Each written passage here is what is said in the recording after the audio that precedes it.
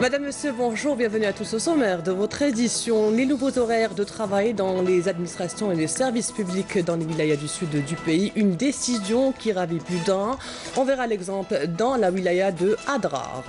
La terre est mon village. C'est une exposition signée par Boubaker Hamsi, couleur chaude et vive, pour raconter ses souvenirs d'enfance. Un portrait à découvrir dans quelques instants.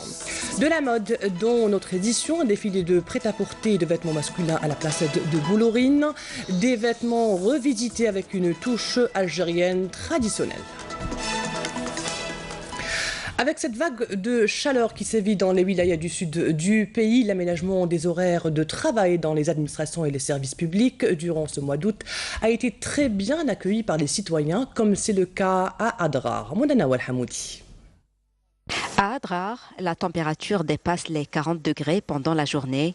Pour ses employés, l'aménagement des horaires de travail dans les administrations publiques est plus que nécessaire pour maintenir le bon rendement au travail et qui baisse considérablement en ces journées caniculaires.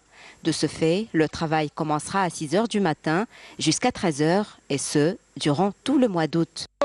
Ces nouveaux horaires vont beaucoup nous aider, mais cela devrait commencer dès le début du mois de mai.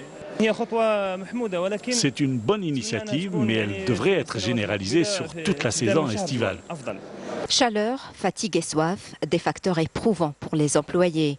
Après de longues heures de travail, c'est l'irritabilité et le stress qui s'installent, des problèmes qui seront nettement réduits grâce à cette nouvelle mesure, une décision qui revêt également un caractère économique. Depuis que nous travaillons le matin, il y a beaucoup moins de stress et de querelles au travail, car tout le monde est soulagé. Je sais que tout ça était dû à la fatigue.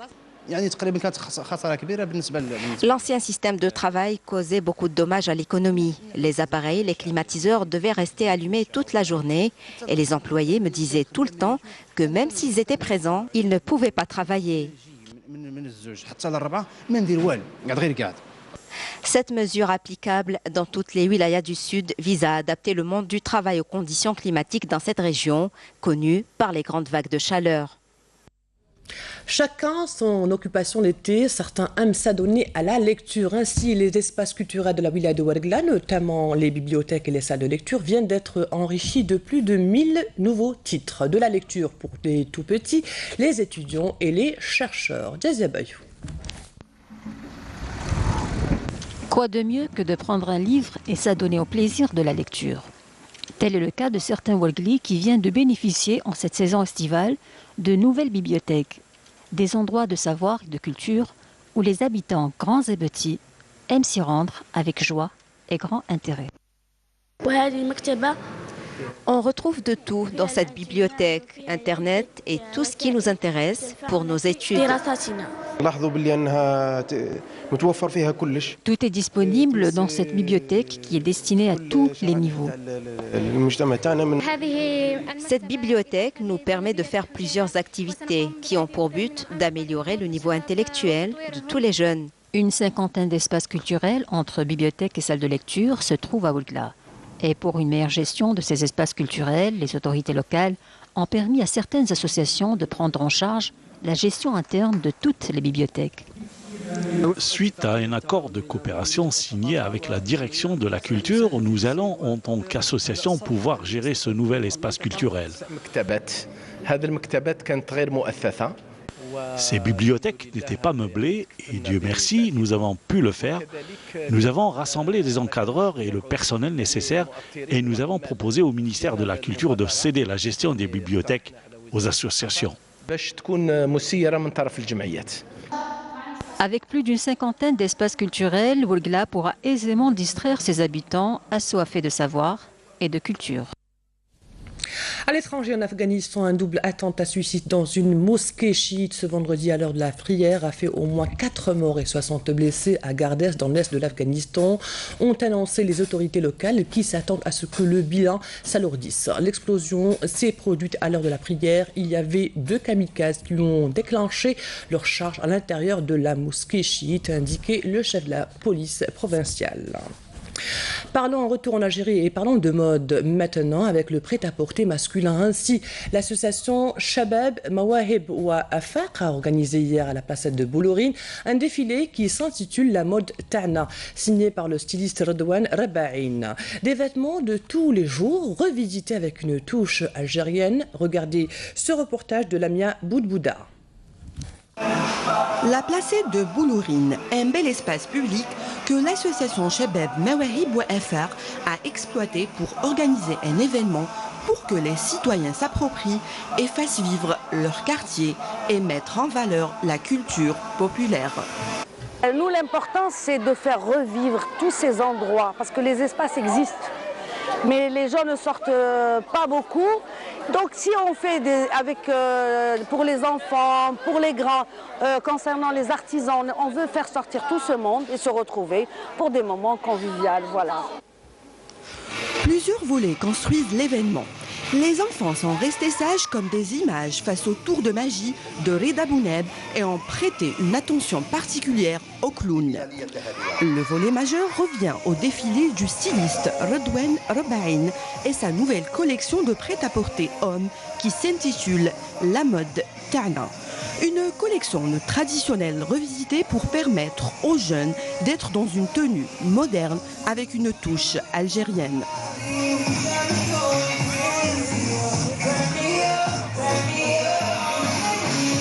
Et en ce moment, je suis en train de valoriser le vêtement algérien. Dans la collection que je vais présenter, c'est le vêtement beaucoup plus pour hommes pour aujourd'hui.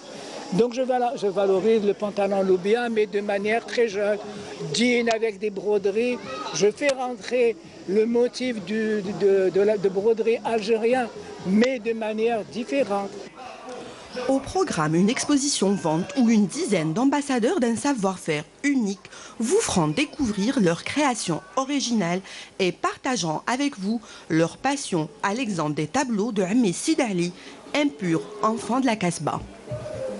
Je fais un peu de tout. Je fais de la nature, je fais des... Je fais un peu de plage, un peu de nature, un peu de portrait, l'abstrait, je fais un peu de tout.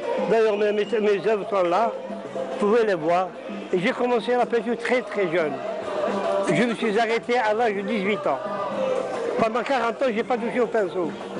Et là, ça vous a pris de reprendre... L'année passée, j'étais avec mon ami Mustafa, et ça m'a bouleversé. Ça. Il y a eu flamme qui a jailli en moi, et j'ai repris mon peinture, alhamdoulilah. L'événement ne dure que le temps d'un week-end. Profitez-en, Boulourine en vol des tours. Place à l'art naïf, l'artiste peintre Boubacar Hamsi, originaire de Béjaïa, installé en Belgique, raconte sa ville natale dans tous ses aspects. Le mariage, le souk l'ouzia à travers ses toiles peintes de couleurs vives et chaudes. La terre est mon village, c'est le nom qu'il a choisi pour son exposition qui se tient au Palais de la Culture Moufti Zakaria jusqu'au 22 août prochain. Je vous invite à faire un tour à la galerie dans ce reportage signé Samia Bouaoura.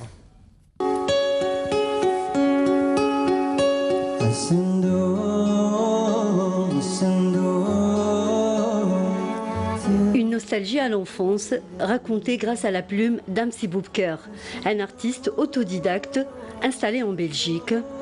Il peint son village, sa terre et ses souvenirs. La terre est mon village, le nom de son exposition.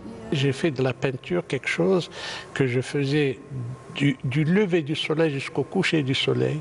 Et tous les jours, moi j'ai pas de jour de l'an, j'ai pas de congé, je n'ai pas de dimanche, je n'ai pas de samedi. Pourquoi? Parce que la peinture m'a apporté une joie immense.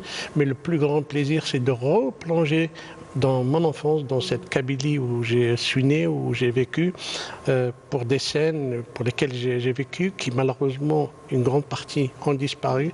Mais c'était aussi mon souci de sauvegarder ce petit bout peut-être de notre culture. Et en Algérie, l'Algérie elle est diverse.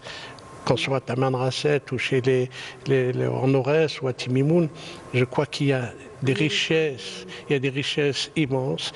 Et notre rôle d'artiste, ce n'est pas de faire une œuvre, de la vendre et de dire « moi j'ai peint », c'est aussi de la partager et de raconter cette histoire au-delà de nos frontières. Des toiles personnalisées, des traditions racontées avec le moindre détail. La vie en société où la femme kabyle est mise en valeur, un passé auquel M. Hamsi donne vie en peignant avec toute spontanéité. C'est de l'art spontané. Et par définition aussi, un artiste naïf, c'est quelqu'un qui peint la vie de son enfance, le village, les lieux où il a vécu. Et alors, quant aux couleurs, mais c'est les couleurs de la Kabylie. Quand on va en Kabylie, la nature, les bijoux, les robes des femmes, c'est plein de couleurs. Inspiré des scènes quotidiennes de sa Kabylie natale, M. Hamsi nous offre ses toiles riches en couleurs, tel un livre de contes qui vous laisse contempler les différentes scènes de vie. Il découvre aussi une population, un peuple, une vie derrière une culture, etc. Musicien, chanteur, conteur et peintre, cet artiste polyvalent, qui n'est plus à présenter en Belgique, a pu transporter le soleil d'Algérie et l'ambiance conviviale aux étrangers. Je suis arrivé à Bruxelles en 1978, c'était une ville de la diversité. Et à ce titre, d'ailleurs, j'ai reçu beaucoup de prix, etc. Il y a une station de métro qui porte mes œuvres, c'est pas donné à n'importe qui. Cette exposition attire de plus en plus de visiteurs, tous impressionnés par son talent. J'aimerais le remercier pour avoir donné cette grande envergure à notre culture. Voilà. J'adore les couleurs, tous les personnages qui sont sur chaque tableau. Il y a beaucoup d'histoires. C'est comme une conte que vous pouvez raconter autour d'une belle peinture. Et ça donne aussi une belle impression de village kabyle. Je n'ai malheureusement pas encore visité, mais ça me donne envie de visiter et de voir cette vie conviviale qu'on voit autour des tableau de M. Hamsi. L'art de M. Hamsi est un récit multicolore. Ses toiles sont des histoires qui nous parlent. Pour lui, le village n'a pas de frontières. La terre est son village. Pour les curieux, l'exposition se poursuivra jusqu'au 22 août au Palais de la Culture Moufdi Zakaria.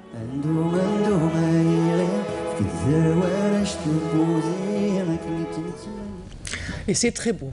Place au sport, l'équipe nationale des moins de 18 ans jouera ce soir toutes ses chances contre la Libye lors du match retour des qualifications au championnat d'Afrique Afrobasket 2018 de la catégorie pour assurer son billet pour Bamako. Un match allé disputé mercredi dernier à Stawali à Alger. L'équipe nationale s'est imposée difficilement face à son homologue libyenne par 57 à 53. Ce match vous sera retransmis à partir de 21h sur votre chaîne Canal Algérie.